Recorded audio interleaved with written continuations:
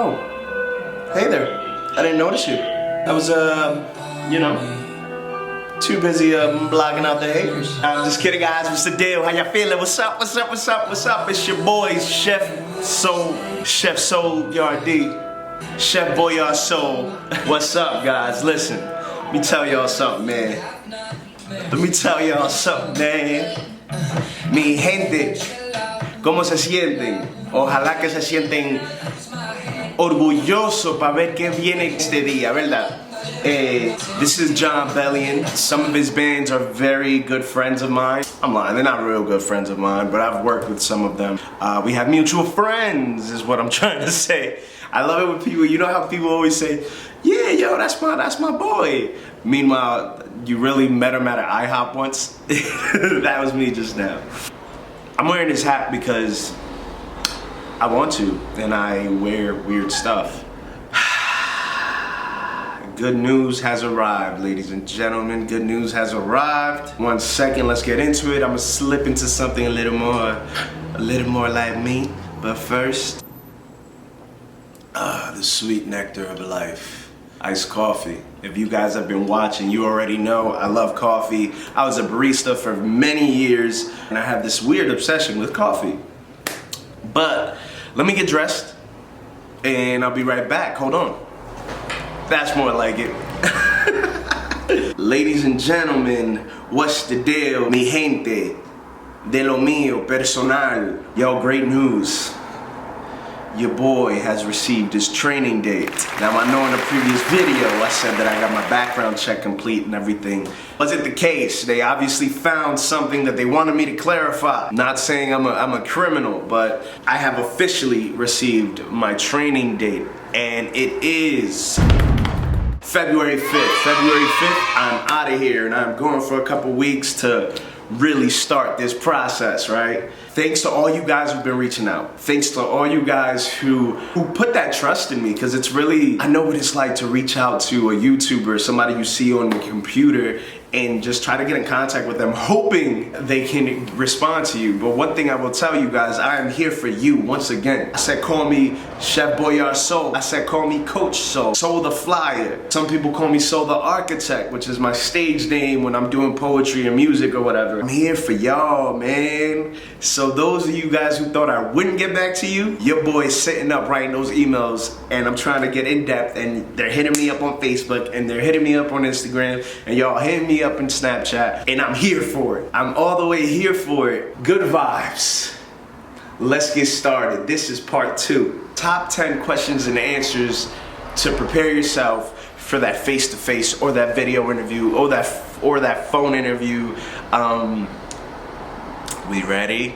Let's do it. Oddly enough, these questions were not my originals, but what I realized is everyone peddles behavior-based questions, and thinking back, not all of them are behavioral-based. I mean, yes, they are all behavioral-based, but a lot of the questions are situation-based. Format, I guess, would still be the same, but they're asked in a very tricky way, and you would start thinking, these can't be the same type of questions, but they are, all right? So it's like a behavioral situation-based question, crossover mix type of thing. I got these from somebody that emailed me and asked me what I thought about his answers. His name's Jared Moore. There was a YouTuber once that told me that you'll remember somebody, right? And I'm not saying I'm old in this game, I'm brand new, but I don't know, I got good vibes from him, right? So Jared Moore, if you're watching this, much love to you. I hope you the most, I'm sending so many positive vibes your way. And I hope if things don't go the way you want them to go right now, you and all you guys watching, you may not get it the first time, I didn't. You may not get it the second time, I didn't. But just stay with it, stick with it. If this is something you want to do, you already know that the universe is with you because you're with you. And if you're with you, then the universe is going to be with you. Feel me? And you know Uncle Soul's with you.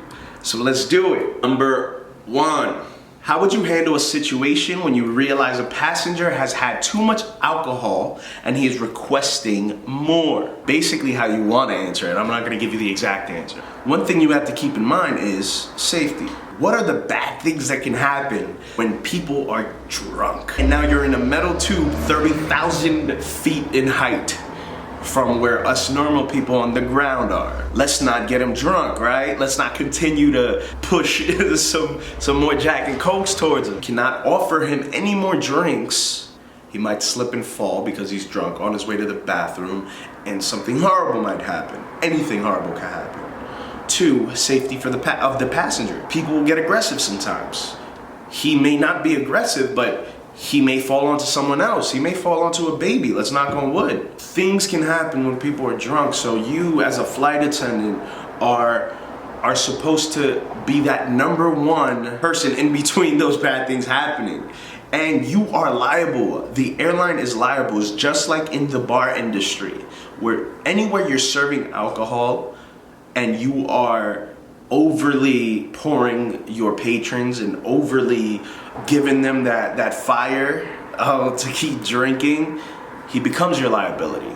And that's something that you always know. You always need to know when to cut somebody off on alcohol. Alcohol can be your best friend sometimes, but it could be your worst enemy most times, if you're an excessive drinker. Even on wine, I've seen some people go crazy on wine. So don't think it's just hard alcohol or just beer or whatever. There's a lot of funny YouTube videos on people that have had one too many. So that is a situational based question. What do? You want to highlight health, highlight safety, highlight responsibility, liability to the airline. Cool, you got the point.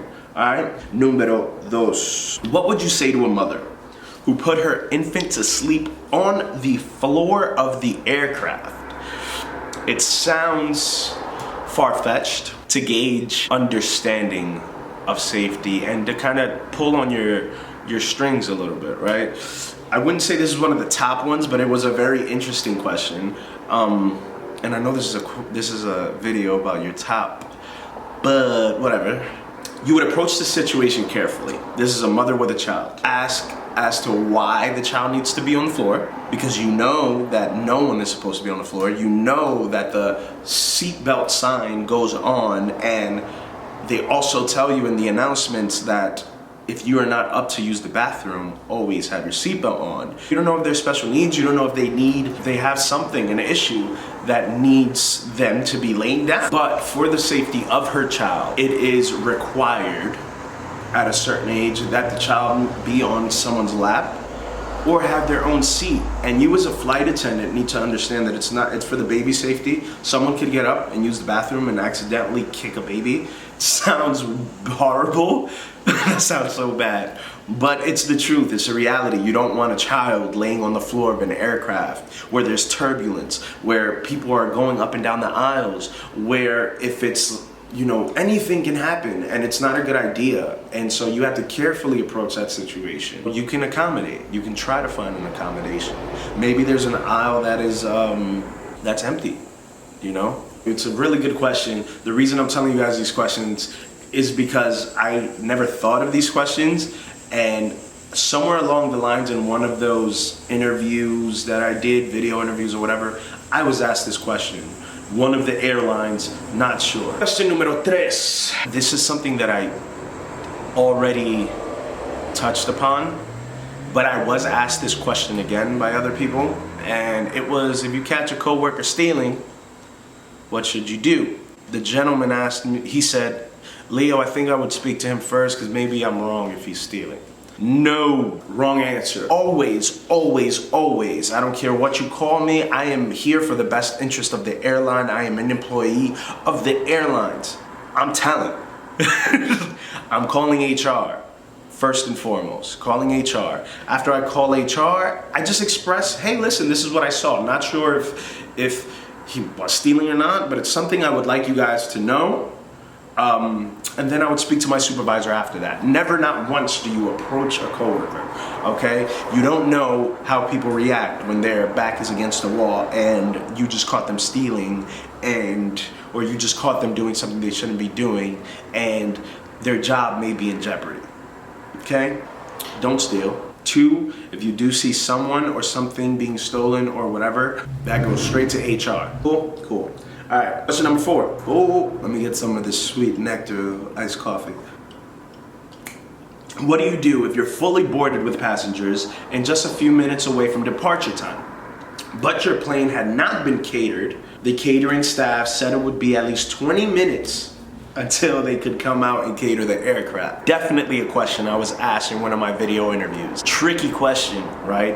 On one hand, time is of the essence in the flight industry. Liftoffs and departures and arrivals rely on a very strict timetable, basically. So if you're about to leave and then you realize, oh, wait a minute, there's nothing here. Obviously, you got to tell the pilot. On one hand, it's like, okay, it's his discretion. But on the other hand, what you guys may not know is that it is illegal to fly a certain time. It is duration, I mean. It's illegal to fly with nothing to give your patrons, with nothing to give anyone. Depending on how far you're going, depending on how long the flight is. This is something that was unbeknownst to me when I did the video interview, which is probably why I didn't get it. If you guys Google, I'm sure that you guys can find that out. You have to be able to give something to your passengers, okay? Time may be of the essence, but in the aviation industry, delays happen, unfortunately. And if it were any situation, imagine a medical emergency happened because someone was diabetic and they did not get the insulin in their body, and you decided to take off because you had to make it to, I don't know, Dallas by a certain time. You guys are liable for that. I mean, don't quote me on it, but I'm pretty sure you can be sued for that. Not you personally, the airlines, but you would definitely lose your job if it costs them a lot of money or whatever the situation is. I'm sure that when we get to training, when I get February 5th, when I get to training, I'll know exactly and I'll update on this question. But great question to think about. Do your research on it if I didn't give you enough. How would you deal with a customer, an irate customer, who refuses to turn his phone off during departure and arrival? You would obviously approach the situation calmly, but you can let them know that due to regulations, for the safety of the passengers and for the safety of everyone else, phones should be put on airplane mode or completely turned off. If they say no, I mean, it's not like you could put them in a headlock or anything. Most people, though, understand that. Some people say they understand that and don't do it. Obviously, if you knowingly know that he's on his phone during departure, you would re-engage is the word. You would re-engage said passenger and just go over the regulations again and have maybe the lead flight attendant go back on the PA system to tell everyone again. Boom shakalaka, that's it for that one. Let's fast forward. I'm gonna give you real quick some of the ones that I had prepared for you guys, more behavioral based. What do you do if you disagree with someone at work? This would be number 6, okay? What do you do if you disagree with someone at work? It's okay to disagree. So when you're telling them, you would give me of a time where you disagreed with someone and how did you guys go about it. You obviously want to give them a time that it happened, because it does happen. One thing you always want to touch on is communication, teamwork, making sure that you are a united front in any situation. You guys got to think of that time. Was there a time where something got put in place? Which is usually a question. Name a time where something got put in place that you disagreed with. What was it? How did you resolve it? That could be a behavior-based question. It's the same type of question, just asked differently. You have to understand that questions are asked, but most behavioral-based questions, you can derive the same stories and interchange them, right? You see me? I'm rocking. Okay. Yeah, so just make sure you find a time where you disagree with somebody. It could have been a boss, it could have been anything, or disagreed with a policy. When I was a manager at a restaurant in Hoboken, New Jersey,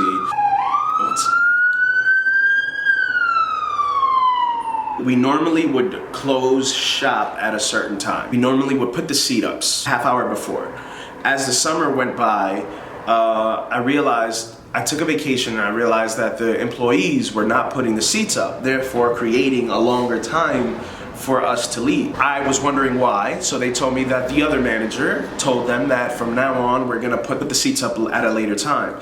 I spoke with the other manager because I disagreed with him. I said, why would we do that? I have to be home at a certain time because I gotta be right back over here in the morning. They go on to tell me, if you put seats up while people are still here, people might want to stay here. It's last call. People are still here. Don't start cleaning because in the summertime, people want to be out. And if they see the seats up, they're going to assume you guys are closed. What if someone is drunk and is walking towards the bathroom, trips on a seat, gets hit in the eye by the leg of the seat? Now they got an infection in the swollen eye. Long story short, this is why I put the seat up. And I could agree with him. You know, it's understandable. It has to do with the finances of the restaurant. More people will stay in, you'll retain more people will come in because they're not seeing seats being put up, people mopping, people cleaning. They'll say, oh, they're still open. The objective always working at a store or any business is to make money. And you as an employee have to understand that. If you're a flight attendant, they need you to hey, Leo, I need you to come in a bit earlier because I need you to double check everyone's safety checkpoints. I don't know, I made that up. You gotta do it, right? If something goes wrong, you may affect profitability. I was asked the question, what is your biggest downfall? What is your biggest weakness? Where do you think you can improve?